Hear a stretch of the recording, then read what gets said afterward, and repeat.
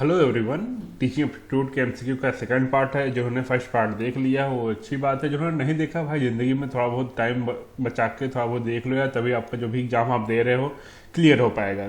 कोई जो भी क्वेश्चन है बहुत ज़्यादा इंपॉर्टेंट क्वेश्चन है, इनमें से बहुत सारे क्वेश्चन प्रीवियस ईयर में आ चुके हैं, तो देख लो, ज़्यादा अच्छा रहेगा। टीचिंग एप्टीट्यूड मुझे जहाँ तक लगता है कि सबसे सिंपल होता है इसको निकाल पाना। ठीक है, इसके सारे क्वेश्चन बहुत इजीली सॉल्व हो जाते हैं अगर आप केवल एक अच्छा माइंडसेट बना के चलोगे। एक टीचर का माइंडसेट होना चाहिए आपका, तभी क्वेश्चन सॉल्व हो पाएंगे।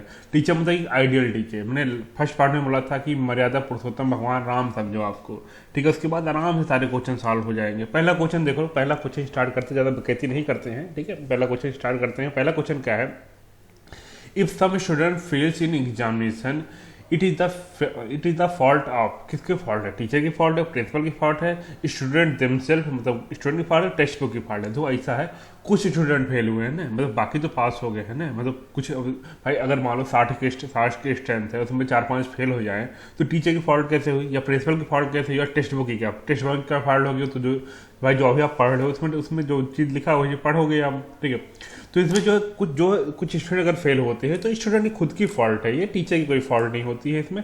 तो इसका जो करेक्ट आंसर हो जाएगा वो आपका सी वाला आपका हो जाएगा। नेक्स्ट चलते हैं। If a teacher is not able to answer the question of a student he should. ठीक है, मतलब सिंपल सी बात है, टीचर जो होते हैं वो बहुत बड़े ज्ञानी तो होते नहीं हैं। ठीक है, मतलब मान लो सपोर्ट है किसी सब्जेक्ट का बहुत अच्छा ज्ञान हो, ठीक है, नॉलेज हो, और हो सकता है जो स्टूडेंट क्वेश्चन पूछा किसी अदर सब्जेक्ट से पूछ सकता है। तो ऐसे सिनेरियो में क्या कर सकते हैं हम?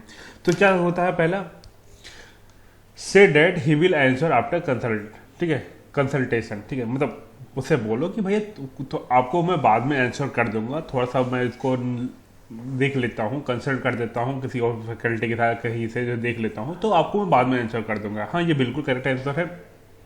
अगर आपको नहीं आता तो उसमें कोई शर्म की बात नहीं है। हर कोई, सबको सारा ज्ञान नहीं होता है। किसी बहुत सी चीज़ें ऐसी है, मैं खुद असिस्टेंट प्रोफेसर हूँ, बहुत ऐसी चीज़ें हैं जो फंस जाती हैं, तो हम लोग खुद क्या कहते हैं कि आपको मैं बाद में बताऊंगा। लेकिन आप कभी टीचर को, स्टूडेंट को डांट नहीं सकते हो कि नहीं आप मत पूछे। जैसे यहाँ पर लिखा है रिब्यूक द स्टूडेंट, मतलब टीचर को डांट दो कि नहीं क्यों क्वेश्चन पूछ रहे हो, ये तो हो नहीं सकते। ठीक है, say that the question is wrong, नहीं ऐसा ऐसा नहीं कह सकते। भाई क्वेश्चन पूछा है तो कुछ उसके दिमाग में डाउट चल रहे हैं, तभी क्वेश्चन पूछे तो क्वेश्चन रॉन्ग है, ऐसा कहकर नहीं दे सकते हैं।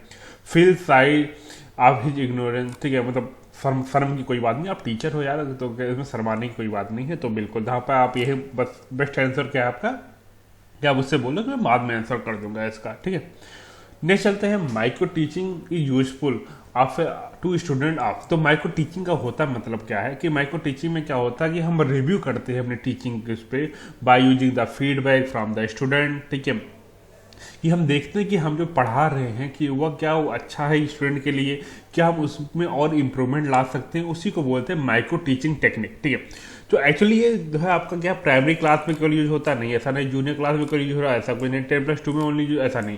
एक्चुअली ये सारे जहाँ यूज कर सकते हो, higher class, primary class, both मतलब सारे जहाँ यूज कर सकते हो इसमें, तो कोई वो नहीं है। तो यहाँ पर डी वाला ज़्यादा मोर अप्रोप्रिएट आंसर है, तो यहाँ पर डी लगा सकते हो। नेक्स्ट चलते हैं आपका। The greatest important cause of failure in begin for a teacher is lie in the area. मतलब जैसे होता है कि अब नया नया टीचर जो पढ़ाने जा रहा है, तो कभी कभी होता है कि उससे तो प्रॉब्लम आ जाती है, पढ़ा नहीं पाता है, तो उसका मेन एरिया क्या होता है, उससे क्या होता है, वो आपका होता है इंटरपर्सनल कम्युनिकेशन। यही आपका करेक्ट आंसर आता है। जो वर्बल एबिलिटी में ज़्यादा कोई प्रॉब्लम नहीं होती है, नॉलेज ऑफ टीचर में से बात होता है क्या, जब जैसे कोई बंदा होता है वो नया नया जाता है, तो होता क्या है, जो कम्युनिकेशन स्किल होती है जो एक स्टूडेंट और आपके बीच में, वो थोड़ा सा गैप होता है। ठीक है, अगर वो कम्युनिकेशन जो है, जो कम्युनिकेशन हो रहा है, अगर वो सही हो जाता है तो टीचर एक अच्छा टीचिंग कर पाता है। तो एक्चुअली क्या इंटरपर्सनल रिलेशनशिप का मतलब हुआ कि जो दोनों के बीच में कम्युनिकेशन हो रहा है स्टूडेंट और टीचर के बीच में, वो उसमें थोड़ा प्रॉब्लम आ जाती है, जिसके कारण जो है मेन जो है कॉज हो जाता है आपका जो है वो फेलियर का, टीचर का फेलियर का। मैं भी बहुत ऐसे टीचरों को जानता हूँ जिनके पास नॉलेज बहुत है, बहुत ज़्यादा अच्छा नॉलेज है, लेकिन उन्हीं कम्युनिकेशन जो स्किल है थोड़ा सा वीक होने के कारण जो है कि उनका फीडबैक होता है थोड़ा सा वो गंदा हो जाता है। लेकिन चलो तभी ठीक है, हम अब ऐसे आप लोग समझ रहे होंगे मैं क्या बोलना चाह रहा हूँ। तो चलो नेक्स्ट क्वेश्चन पे चलते हैं। ठीक है, the introduction of career course in school और कॉलेज ठीक है।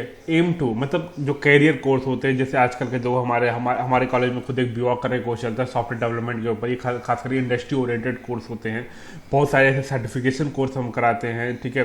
सिस्को करके हमारे कॉलेज में सिस्को कोर्स चलता है जो सर्टिफिकेशन कोर्स होता है। एनपीटीईएल करके बहुत सारे गवर्नमेंट के कोर्स चलते हैं, लोग करते हैं। तो ये एक्चुअली कोर्स का मेन एम क्या होता है?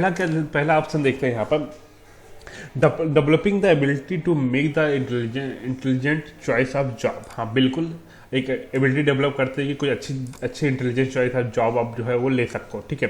Providing professional knowledge to the student, बिल्कुल हम एक प्रोफेशनल नॉलेज देते हैं कि जैसे आपको अगर इंडस्ट्री में जाओ तो कैसे काम कर पाओगे, उस टाइप का नॉलेज हम देते हैं। इंक्रीज जीके इन स्टूडेंट, हाँ बिल्कुल जीके भी इंक्रीज करते हैं। इसका जो आपका है वो आपका डी वाला आपका आंसर वो करेक्ट हो जाता है। एक्चुअली सारे कॉलेजों को भाई बिल्कुल करियर कोर्स कराना चाहिए, जिससे कोई सर्टिफिकेशन कोर्स होता है, सिस्को हो गया, कोई वेब डेवलपमेंट के ऊपर, या जो भी आप कंप्यूटर फील्ड से फिर छोड़ दो अदर भी, जैसे अगर आप इंजीनियरिंग में जाते हो तो ऑटो कैड के ऊपर जब कुछ ना कुछ कोर्स करना चाहिए, जिससे क्या होता है स्टूडेंट का ओवरऑल डेवलपमेंट होता है। वो स्टूडेंट को आगे चल के किस फील्ड में जाना है, कैसे क्या काम करना है, वो चीज़ें मालूम चल पाती हैं, ठीक है। तो सब बहुत सारे कोर्स कराते, बहुत सारे कॉलेज कराते हैं, बहुत सारे कॉलेज नहीं कराते हैं। अब क्या कर सकते हैं हम लोग, ठीक है।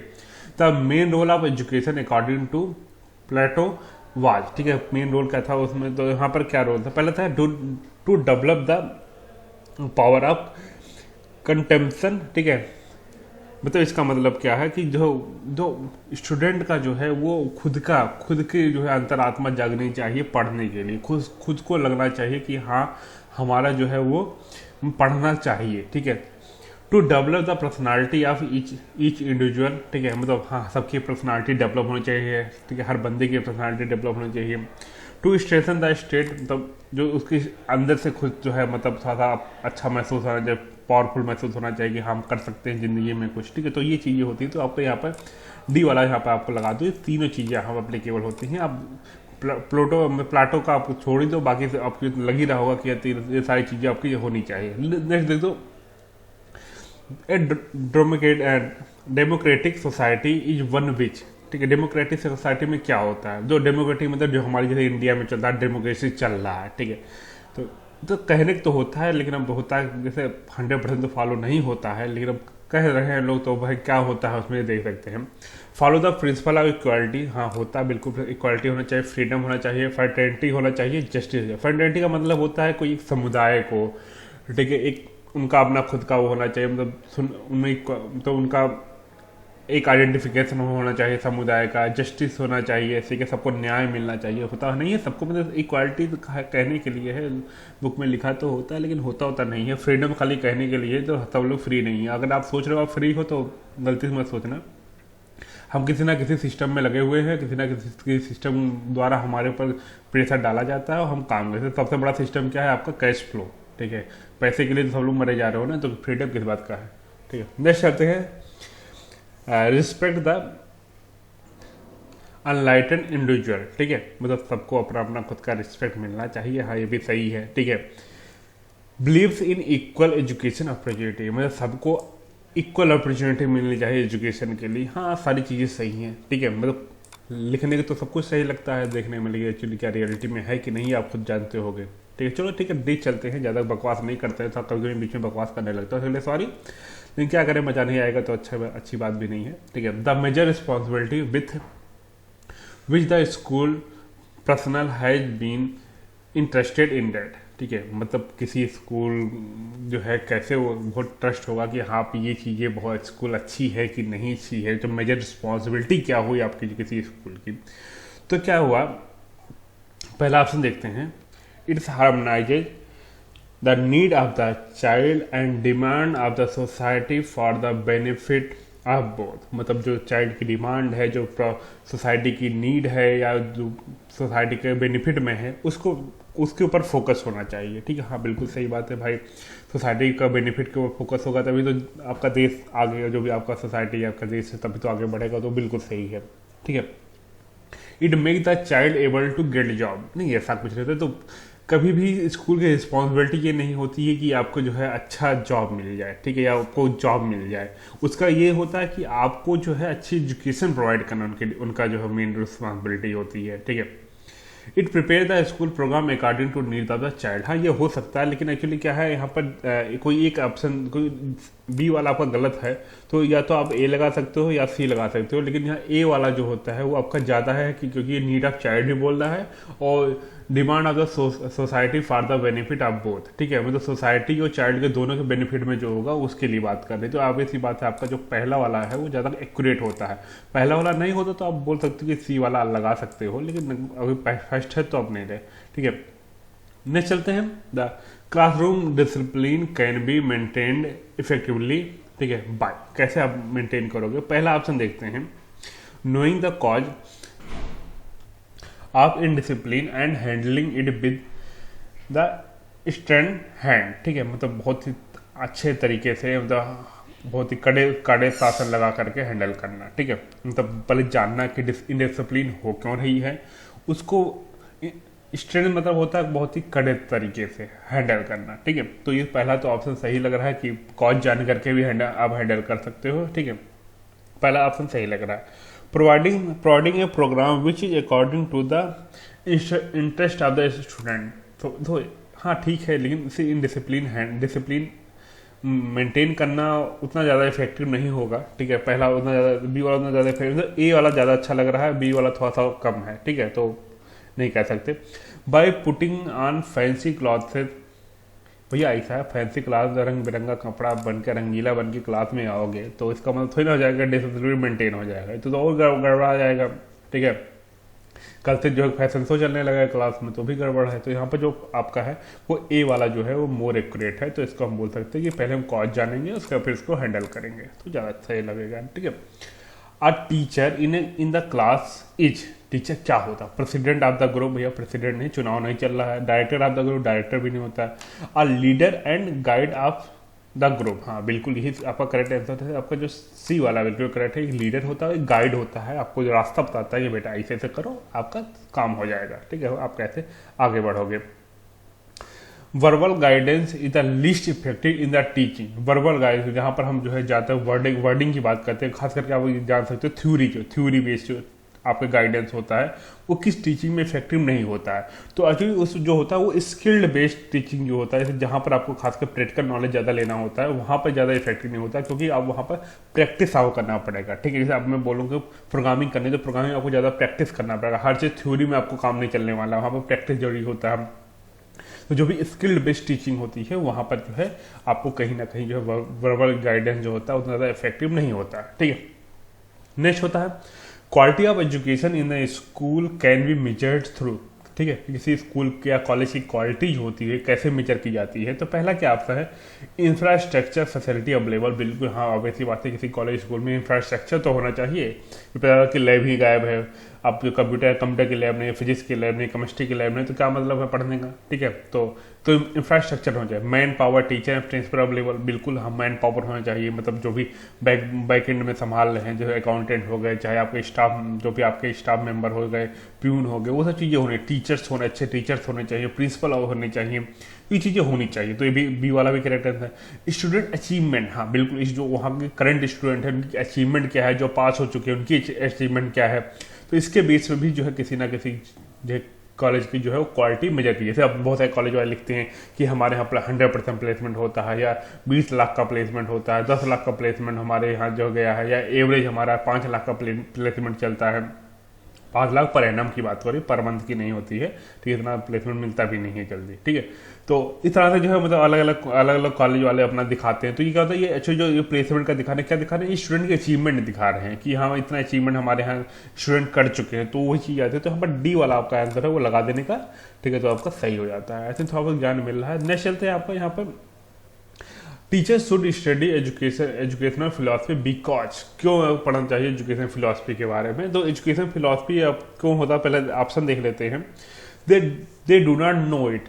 तो ऐसा नहीं होता कि अब जान नहीं रहे तो पढ़ने की जरूरत पड़ेगी, मतलब हम जान तो बहुत कुछ नहीं रहे हैं, तो क्या इसका मतलब क्या होगा, पढ़ना चालू कर दें। ठीक है, they do not have their own philosophy, मतलब ऐसा भी नहीं, तो भाई हर किसी का अपना खुद का फिलॉसफी होता है। बहुत लोग ज्ञान बांट रहे हैं। ठीक है, तो ऐसे हम खुद ज्ञान बांट रहे हैं, आप लोग को आप पढ़ रहे होते मेहनत से। ठीक है, तो ऐसा नहीं होता है, खुद के सबकी अपनी खुद की फिलॉसफी होती है।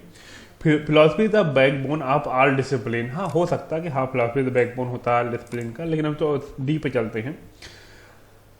दे में increase their work by clarify their own philosophy. हाँ, मतलब जो उनके काम हैं, ठीक है, उसको इम्प्रूव कर देता है, ठीक है, बाय देयर ओन, खुद की फिलासफी, जो उनकी खुद की फिलासफी है वो उसे इम्प्रूव। जैसे हम कोई टीचिंग करते हैं, टीचिंग में हम क्या करते हैं, अगर हमको कुछ फिलासफी मालूम हो, एजुकेशनल फिलासफी मालूम हो, क्या पढ़ाया कैसे जाता है, क्या क्या चीज़ें यूज हो, जैसे अब टीचिंग एप्टीट्यूड पढ़ रहे हो, क्यों पढ़ रहे हो, क्यों क्यों ऐसे सिलेबस में दे दिया गया है कि पढ़ना जरूरी है। तो जो इसका देने का मतलब है कि एक टीचर के माइंडसेट क्या होता है, उसको पढ़ाना कैसे चाहिए, क्या तरीके यूज होते हैं पढ़ाने के लिए, वो चीज़ें आप पढ़ रहे हो यहाँ पर। तो इसलिए यहाँ पर जो है यही आपका टीचिंग फिलॉसफी बहुत जरूरी होता है कि इम्प्रूवमेंट लाता है, ठीक है, आपके काम में।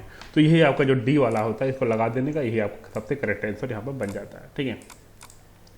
Next, an effective teacher adopt the norms of, ठीक है, तो क्या नॉर्म है, डेमोक्रेटिक सोसाइटी, ठीक है, पहला डेमोक्रेटिक सोसाइटी है, सेकंड है लाइजेस फेयर सोसाइटी, और सी आपका है वो आपका ऑटोक्रेटिक सोसाइटी। ऑटोक्रेटिक को बोल सकते हैं आपको मोनोक्रेसी सोसाइटी बोलते हैं। तो डेमोक्रेटिक का मतलब होता है यहाँ पर डेमोक्रेसी है, तो ठीक है।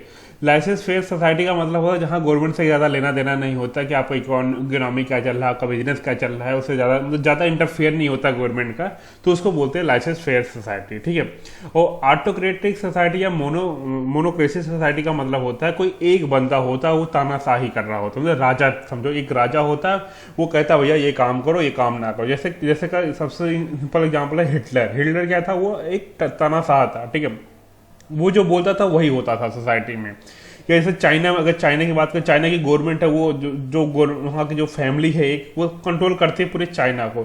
तो वहाँ पर क्या है, ऑटोक्रेटिक सोसाइटी है।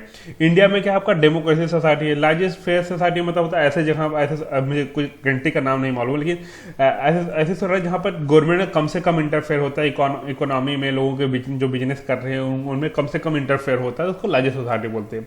जो टीचर होता भैया, ऐसा टीचर जहाँ पर ऐसा तो होगा नहीं कि इंडिया में अच्छी पढ़ाई होती है, चाइना में बेकार पढ़ाई होती है, या तो जहाँ पर आप रहोगे, आप ये सी बात है, सिचुएशन के हिसाब से आपको पढ़ाना पड़ेगा। तो यहाँ पर क्या है, all of the above according to the situation, मतलब जहाँ पर आप रहोगे उस सिचुएशन के हिसाब से आपको वहाँ के नॉर्म्स जो है वो अडॉप्ट करने पड़ेंगे, ठीक है। भाई अब चाइना में रहोगे तो इंडिया के हिसाब से अडॉप्ट करोगे तो चाइना वाले तो उड़ा देंगे आपको, ठीक है, तो गड़बड़ा जाएगा मामला।